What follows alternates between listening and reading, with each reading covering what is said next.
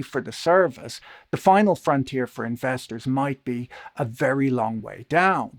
This all leads us to the question of how Elon Musk actually expects to get that $1.75 trillion price tag.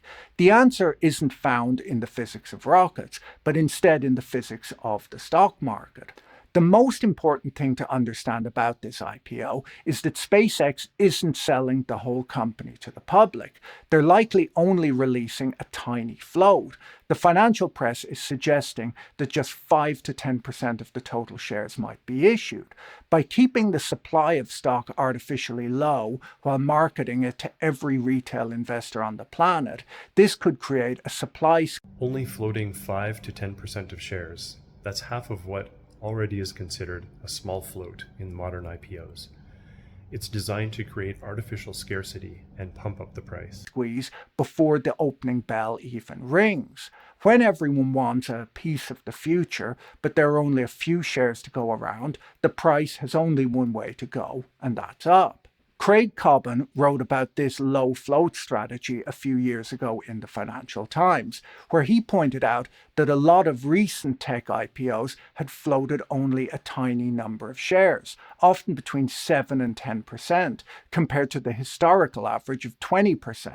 He used the example of Instacart, where only 8% of the shares were floated, and of those, 60% went to cornerstone investors and 5% to friends and family. This left a tiny supply of shares to be traded, presumably to cultivate a sense of scarcity. The real magic for SpaceX might happen with the index inclusion trap. This isn't just a lucky break for Elon Musk. It's reported to be driven by a specific demand from him.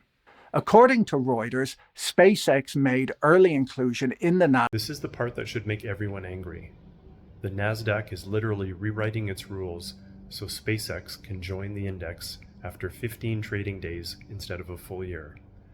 Rules for thee, but not for me. Nasdaq 100 index, a necessary condition for agreeing to list on the exchange. In response, the exchange is consulting on a new rule that would allow SpaceX to join the Nasdaq 100 after just 15 trading days, bypassing the year of price discovery required for every other company. And it isn't just the Nasdaq either. Bloomberg reports that S&P Dow Jones Indices is also considering historic rule changes to fast-track SpaceX into the S&P 500.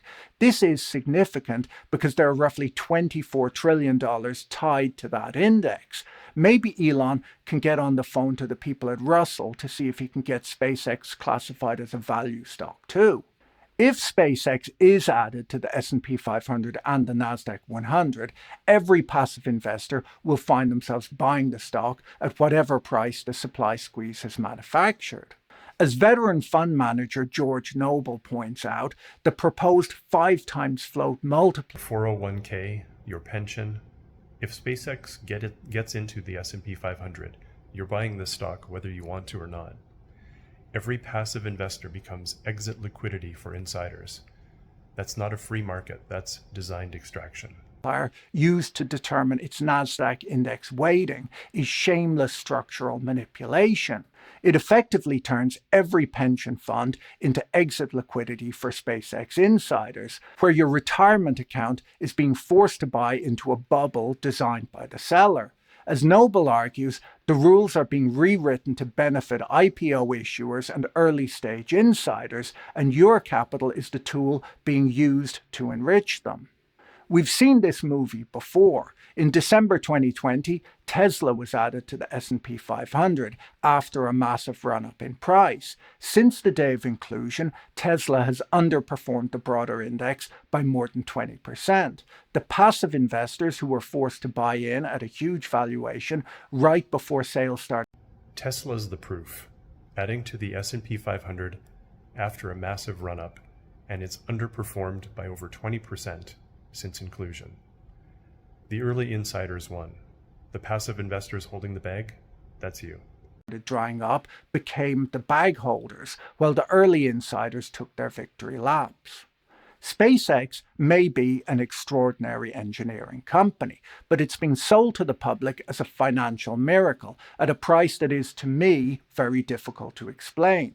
That doesn't mean that the IPO will fail or the stock price will fall, but a lot of things will have to go right for SpaceX for it to be a good long-term investment. If you found this video interesting, you should watch my video on MicroStrategy's infinite